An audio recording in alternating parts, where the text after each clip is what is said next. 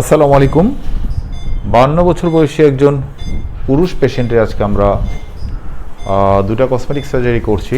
একটা হলো গাইনাকোমেস্টিয়া আর হলো টামি টাক সার্জারি, দুটো একই সাথে করবো। এই জন্য আমরা এটা জেনারেল অ্যানেস্থেসিয়া দিয়ে করছি।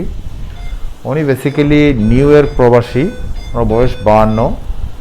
ওনার ওজন অনেক বেশি ছিল, 120 কেজি ওয়েট ছিল। তো ওয়েট লুজ করার পরে ওনার পেটটা ঝুলে গিয়েছে, তারপরে এই স্কিনটা অনেকটা স্যাগিং হয়ে গিয়েছে। এই জন্য উনি বেসিক্যালি একটা টান টান স্কিন চাচ্ছেন, এবং গাইনাকোমেস্টিয়াটা ওনার অনেক আগে থেকেই কনসার্ন ছিল।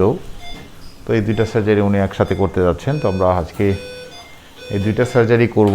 গাইনাকোমেস্টিয়াতে আমরা যেটা করি যে কাটাকাটি তেমন কিছু নাই। বেসিক্যালি এই যে এইখানে দেখতে পাচ্ছেন একটা ছোট একটা হোল, এটা দিয়ে আমরা এই ক্যানোলাটা ঢুকিয়ে এখানকার লাইপোসাকশনটা করে ফেলি।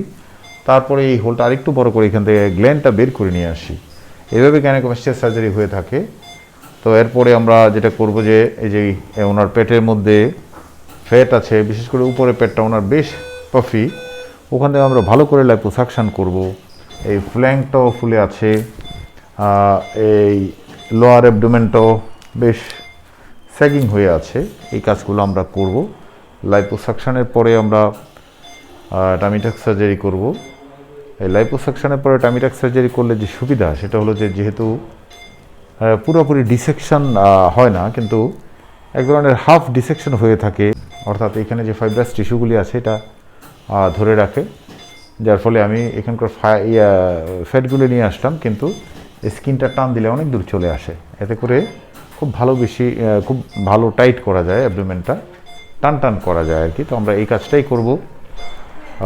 এবং এইখানকার যে এক্সেস স্কিন যেটা আছে সেটা আমরা এই যে দেখছেন অলরেডি আমরা মার্কিং করে ফেলেছি।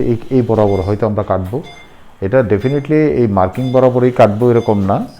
এটা লাইপোসাকশন করার পরে আমরা যখন এখানে ইনসিশন দিব এবং ডিসেকশন করে আরও যে কাজগুলো আমরা করি, যে প্লাইকেশন করি, তারপরে এই টিস্যুগুলোর নিচে ডিসেকশন করি, তারপরে যে জায়গাটাতে আসে আমরা সেই জায়গাটাতেই কাটি, এবং নাভিটাও রিসেট করার একটা ব্যাপার থাকে, সেগুলো করি।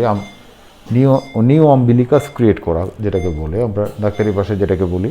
এই কাজগুলি করার পরে আমরা ওনাকে একটা ভালো রেজাল্ট দিতে পারবো বলে আমরা আশা করছি।